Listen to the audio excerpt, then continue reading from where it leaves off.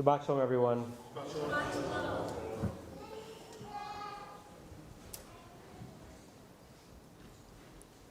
Time only goes in one direction. We can't go back. They say that nostalgia is the memory of a past that never was. And living with regrets is a heavy thing. But we all have them on some level. We regret things that we should have done and we didn't. And we regret things that we should not have done and we did. And I've been wondering recently about the relationship between those two. Which sit more heavily in our kishkas? The undone things or that we should not have done things? On some level, the things that we did and we ought not have make a bigger mark because they happened. They took place. The things that we didn't do, that we should have, are sins of omission on some level. No one may even have known that we were considering doing them. They're quieter aches in our soul. But that doesn't mean that they don't live in a very deep way. One of the things that I didn't do that I wish I had done is write a letter to Dr. Weisswasser at the end of 1990 or the beginning of 1991. During that year, I was in Israel for my gap year after high school on USY's Nativ program. And obviously it was an era before the internet, before texting. To write a letter meant to write, start again, Stuart? For the ex-president, sure. Shabbat shalom, everyone. Writing a letter meant getting one of the airmail letters and opening it up and writing it and folding it in a way that it could be sent. I should have written a letter to Dr. Weisswasser at the end of December 1990, beginning of January 1991. Who was Dr. Weisswasser? He was my pediatrician. And he was the kind of pediatrician that they make movies about. Gentle, interested in your full self, kind, somehow a brilliant medical scholar with tremendous bedside manner. And he was a very significant figure in my childhood. A, because we saw the doctor a lot. He was also a member of my shul growing up. I was a very heavy kid as an elementary school student. I was bullied mercilessly for it, as happens. And with Dr. Weisswasser, we worked on a method to help me lose significant weight. At a time, the approach every generation for how to slim down if you're trying to do so changes. At the time, his method was pure calorie counting. Calorie counting is somehow poo-pooed in the 21st century, but calorie counting was what he suggested and put me on a very strict regimen. And I remember the numbers. Between 6th and 7th grade, I went from weighing 110 pounds to 85 pounds. I lost almost 25% of my body weight. And more or less since then have maintained my basic body shape. That would not have happened without Dr. Weisswasser's care, attention, and understanding that what was happening in my physical body was really significant to my emotional and psychological self. I should have written him a letter. I wanted to tell him how much he meant to me as I was beginning my adulthood. I wanted to tell him that I felt good about myself because of what he had helped me do years before. I didn't write him a letter in December of 1990 or January of 1991. But it's a quiet omission, because nobody knew I was even thinking about it. No one knew that it was in my head. No one knew that every day when I got back to my dorm in Jerusalem, I was considering, is this the day I do it? I didn't do it, and no one knew that I did it, that I didn't do it. In general, Judaism has a harsher critique of things that we were not supposed to do and we did, compared to the things that we should have done and we did not. The stakes are higher for thou shalt nots than the thou shalts. Two halachic examples, amongst many. There's a system of punishments in the Torah based on what sin you commit, either by commission or omission. The Torah lists out ways that an ancient Jew, and maybe even a modern Jew in ways we're not aware of, are punished. Believe it or not, if you haven't studied the religious tradition deeply, this may come as a surprise. The second to worst punishment in the Torah system was death. That's the second worst, right? Death by hands of the Beit Din. That if you committed a certain action, including violating the Shabbat publicly, you were liable to the Beit Din accusing you and finding you guilty of desecrating the Shabbat, and that could cost you your life. Parentheses. Did it ever happen? I don't know. It's not the point of this particular conversation. But the theory was very significant. That committing that kind of a religious crime was so significant you might give up your life. But considered worse than that, worse than mitah from the Beit Din, was the sin whose punishments brought you karet. Karet means cut off. We don't know exactly what the Torah means when it says that you will be cut off. It says v'nichrata nefesh ahi many times. The person will be cut off from the people of Israel. Some people believed that it meant that God would strike you down earlier in your life than would have happened had you lived a full life, and that was considered a more severe punishment than being executed by the court.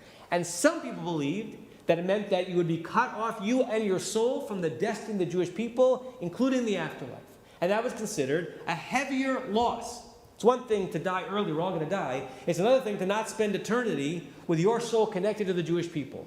Karet was considered worse than mitah.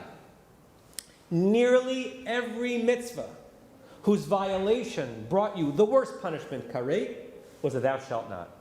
Don't you dare do this. If you do it, you might be cut off from the Jewish people. There are only two thou shalts. That if you don't do it, if you were supposed to do it and you didn't do it, you get that punishment. It's an interesting duo, by the way. That's for a different sermon, but I'll mention them. The only two positive commandments of the 248 in the entire Torah for the punishment for not doing them as karet is brit milah. Not sure if it's unclear if the punishment goes to the father or to the child. And korban pesach. If you didn't circumcise your son and you didn't participate in the Pesach offering, the absence of doing that would bring you karet. But those are the exceptions that prove the rule. For the most part, thou shalt nots are treated more seriously. Second halachic example. There's a whole body of halachic literature about what happens when you are a diaspora Jew spending time in Israel over the holidays. Right? Imagine you're on vacation with your family and it's Sukkot. And in the United States, even if this is a strange law that we perpetuate, you'd have 2 days of Yontif at the beginning of Sukkot and 2 days of Yontif at the end of Sukkot with Shmini Atzeret. What do? You're visiting Jerusalem. Do you have to refrain from violating the laws of Yontif on the second day of Sukkot when all of religious Israel is out buying and selling and driving, whatever? Most halachic authorities say that unless you have a reason, a rationale for why you should only observe 1 day, and there are many such rationales, either you own property in Israel, or you have an imminent hope to make aliyah, or if you're going to be in Israel for the full cycle, the holidays, Pesach, Shavuot, and Sukkot. If you lacking that, most authorities say, you have to refrain from the thou shalt nots. We don't make you do the thou shalts. Right? Don't write. Don't use money. Don't use electricity if that's your practice. Don't drive. You've got to consider it a yontif day for the things you're not supposed to do. We're not going to make you say Kiddush on the second day of Sukkot when no one else is doing it. We're not going to make you find somehow a diaspora American minion and pray the positive commandments of Sukkot. We give you a break from the thou shalts. There is no break from the thou shalt nots. It's a pattern that suggests that in our tradition, the stakes are higher when you do something you ought not have done than when you simply didn't do the thing that you probably should have done. But it's not the case everywhere in our tradition. And that's what brings us to Parshat Pinchas. There is a phrase towards the beginning of the Parsha that I want to investigate a little bit and interrogate with you. Of course, Parshat Pinchas is named after the man Pinchas who did the thing that made him prominent and made him notorious at the end of last week's Parsha. It's called Parshat Pinchas because his name appears in the first verse. And what he did was stop a plague of licentiousness and unruliness and immoral behavior amongst the Israelites as they were whoring with the Midianites and losing their moral character. And Pinchas comes in and does an act of pretty violent zealotry, and eventually the plague stops. And the Torah says, Vayehi acharei hamagefa. And it was when the plague ended. Two things on that verse. First of all, the French commentator Chizkuni notices something interesting. You might remember that when you look at a Torah scroll, there are places in the Torah scroll where there are breaks. There are full breaks where it's as if the keyboard pressed return at the end of the line, and then the next line begins at the beginning of the right side. And sometimes it's just a tab, right, where it's called a close break, a petucha and a stuma. After the words Vayehi acharei hamagifa, and it was after the plague, there is a parsha break. If you look in the Chumash, you see a pei there saying it's a parsha break, and there's space in the text. What's weird about it is it's in the middle of a sentence. It's the only place in the Torah where the editor, as it were, pressed tab or return in the middle of a verse. Chizkuni says it's to tell us that even though the verse continues, and it was after the plague that such and such happened, that the phrase, and it was after the plague, is a paragraph in and of itself. There's something significant we're supposed to linger on the fact that the plague was over. That's French commentary in the Middle Ages. Rabbi Yosef of Trani, who was a 16th and 17th century Greek scholar, adds on to it. He says, and this is going to sound like a very thin link, but it's very, very significant in the Midrashic tradition. The Midrashic tradition was sensitive to verses that began with the word Vayehi, whose meaning is rather pedestrian, just means and it was. They understood that many of the verses that began Vayehi were portentous, portending some kind of doom or some kind of negativity that was around. It may actually be related to what has become, believe it or not, the word oi, right? Oi or ve, or of oi vavoy. That's a very ancient way of expressing woe, right? Oi is a very ancient way of expressing woe, and vayahi kind of looks like it could be articulated as an oi. And Rabbi Yosef of Trani says, if this is a portentous verse, Vayehi acharei magifa, what is portentous? It's telling us that the plague ended. This is good news. Terrible things were happening in the camp, and all of a sudden it's over. Why should there be any woe attached to this verse? He says the woe is that Pinchas came too late. Pinchas came and did what he did and interrupted the plague after too much damage had been done.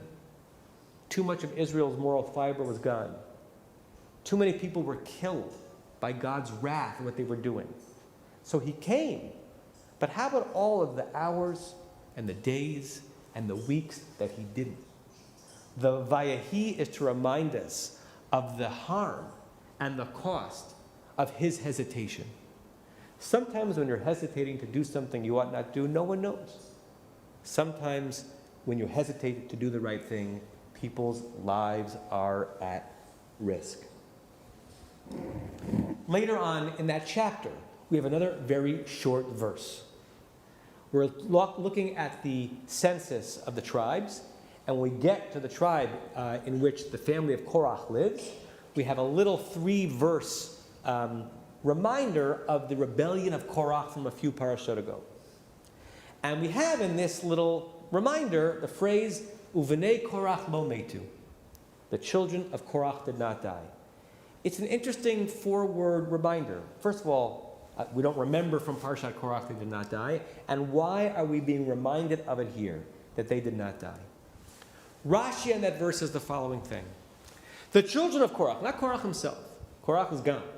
The children of Korach, at some point, halfway through the rebellion, they realized that their father and his cronies were not on the side of good. And they did tshuva. They repented. They decided they were going to place their fate with a lot of the good Israelites, not with the ones who are pushing against God authority. And as a result of that, their lives were spared. They didn't die. If it was just that, it would be a wonderful celebration of the power of doing tshuva, for changing your mind eventually to go in the right direction. But where Rashi takes his comment from is a fascinating place in the Talmud in Masechet Sanhedrin. In Masechet Sanhedrin, on page 100b, we have a little story. Basically, it says that the children of Korach didn't die, but they didn't continue to live their lives in the desert, getting themselves on the way to the land of Israel with joy and with sustenance. Rather, God snatched them from the world, didn't kill them, but placed them at the highest level of Gehinnom, the highest level of what we call in English hell, right? They were alive. They weren't amongst the departed souls, But they weren't living on earth. They're there in perpetuity, in kind of a purgatory, because perhaps they had not changed their mind quick enough. And there's a fascinating story on that page of Talmud. Rabbi Bar Chana tells the following story. He was once walking down the street when an Arab merchant came over to him and beckoned him. And he said, "You want to see something amazing?" And Rabbi Bar Chana said, "Sure." He said, "I'm going to show you the place where the sons of Korach are stuck in perpetuity forever." And the Arab brought him over to a part of the neighborhood where there were two fissures in the earth, and smoke was rising from the two fissures. And the Arab took a staff and put some wet linen on the end of it, the kind of thing that doesn't easily turn on fire, and he held the staff over the open fissures in the earth, and the wet linen alit, suggesting that the power of the flame underneath was very powerful, and they could hear voices. And the voices they heard in the story was, Moshe v'Torato emet v'hein badaim. Moses and his Torah are true, and all the people who followed that rebellion are false prophets. And the Arabs said every 30 days, wherever the sons of Korach have escaped to, trying to leave their purgatory, God brings them back to this very spot where they have to live in perpetuity. That is faint praise. That is damning praise for people who did tshuva. It's as a way of saying to Korach's sons, you did the right thing, you did a little too little, and you did it a little bit too late. The moral of the story is, you want to do the right thing, you want to do the thing that you're supposed to do it now. Dr. Weisswasser was diagnosed with cancer a few months before I went to Israel for the year. I actually remember it started in his jaw, and the last time I saw him before I went away, he'd had a surgery, so part of his jaw was missing, and it's amazing. You get used to what someone looks like, and the person's essence is their personality, their character. But it's jarring to see someone that you're expecting to look a certain way, and all of a sudden missing a portion of their facial structure. And it was jarring for someone, for me, who saw Dr. Weisswasser my entire life as someone who was solid and stable and there to be there for me and protect me. And I heard from my parents during that first few months of Israel that his situation was going downhill. And I knew I needed to write him. I knew there was a good chance that I probably would never see him again.